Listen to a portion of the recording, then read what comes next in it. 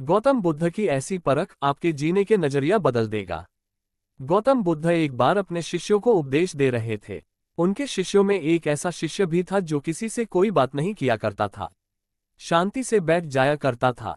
कुछ शिष्यों ने गौतम बुद्ध से एकांत में रहने वाले इस शिष्य की शिकायत कर दी। यहाँ पढ़े गौतम बुद्ध की खास सीख। गौतम बुद्ध अपने शिष्यों को अलग अलग घटनाओं की मदद से भी उपदेश दिया करते थे। उनके शिष्यों में से एक शिष्य ऐसा भी था जो किसी से ज्यादा बोलता नहीं था। वह सिर्फ अपने काम पर ही ध्यान देता था। काम पूरा होने के बाद वह एकांत में चला जाता और ध्यान में बैठ जाया करता था। कुछ शिष्यों ने गौतम बुद्ध से एकांत में रहने वाले इस शिष्य की शिकायत कर दी। जब धीरे धीरे उस शिष्य की बुराई ज्यादा होने लगी, तब बुद्ध ने सोचा कि उससे बात करनी चाहिए। एक दिन उस शिष्य से बुद्ध ने पूछा, तुम अन्य शिष्यों से ऐसा व्यवहार क्यों करते हो? सभी शिष्य तुम्हारी शिकायत कर रहे हैं।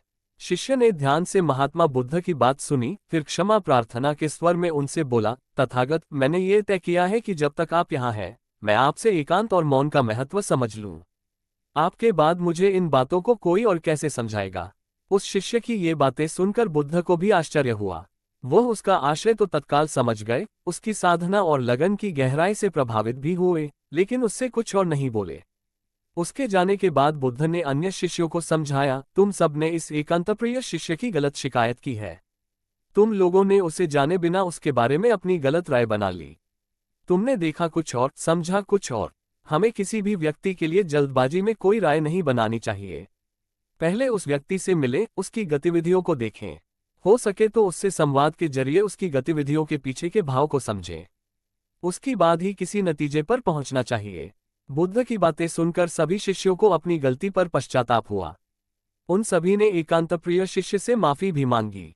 उम्मीद करता हूं दोस्तों, इस बुद्ध मॉरल स्टोरी से आपको आज बड़ी सीख मिली होगी। तो दोस्तों, ये बुद्ध मॉरल स्टोरी आपको कैसी लगी जरूर बताना, और कमेंट में नमो बुद्धाय जरूर लिखिए।